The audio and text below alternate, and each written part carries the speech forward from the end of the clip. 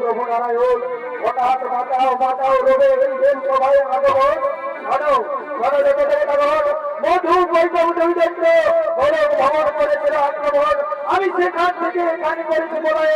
এক কোটি তারা এই সর্বপুরীয় করবে আক্রমণ আচ্ছা শক্তি দেবী ভগবতী তাহাদের হেনবর করেছে সমর্পণ এই সৃষ্টির দেব দৈত্য কিংবাদর কারো ভক্তি তাহাদের হবে না মরণ তাহাদের নিজের ইচ্ছা অনুযায়ী হইবে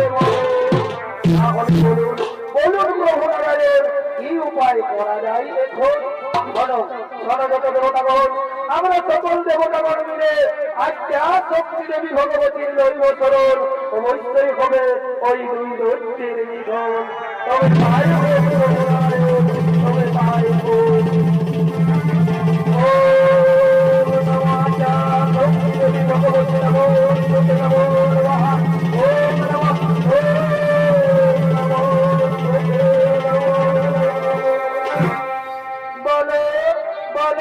দেবতাগণ কি রাগ আমায় করিলে সরল মা মা গো আচ্ছা শক্তি দেবী ভগবতী মা তুমি মধু বৈভব দুই দৈত্যের এখানে মন করেছো সমর্পণ এই সৃষ্টির দেব দৈত্য কিংবানর কারো ভক্তি তাহাদের হবে না মরণ তাহাদের নিজের ইচ্ছা অনুযায়ী হইবে মরণ তারা এখন সর্বপুরি করেছে আক্রমণ আমাদের দেবতাদের নানান ভাবে করছে নির্যাতন বলো বলো মাগো কিভাবে হবে দুই দৈত্যের দেবতাগণ এর জন্য চিন্তার কিছু নাই তো কারণ অবশ্যই হবে ওই দুই দৈত্যের নিধন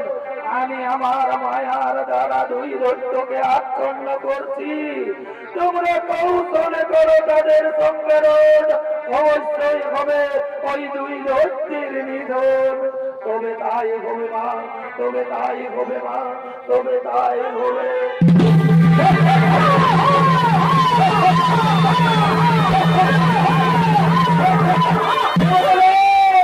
সর্বপুরে খুব আনন্দই রয়েছে তাই না কিন্তু না তোমরা এসো আমাদের সঙ্গে ধরার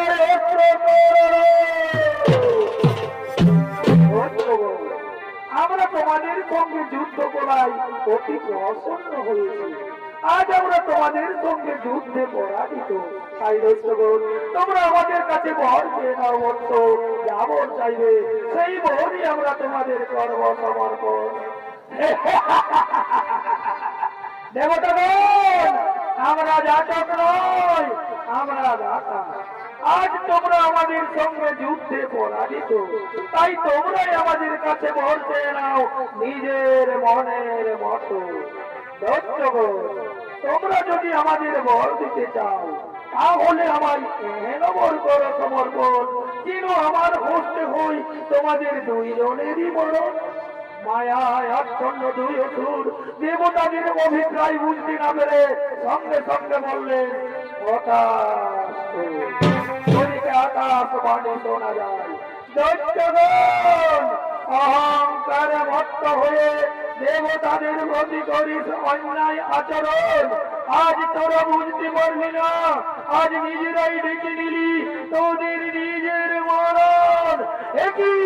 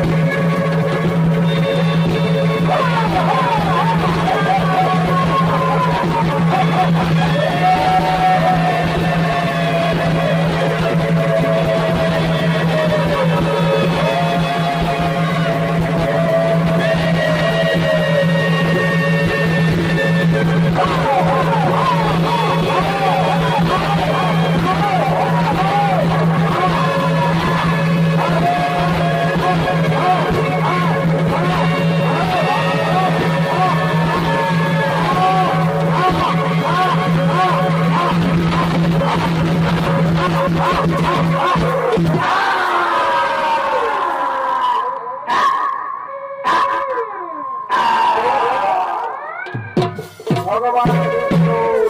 সুরের চক্র দ্বারা মধু বৈঠক দুই দৈত্য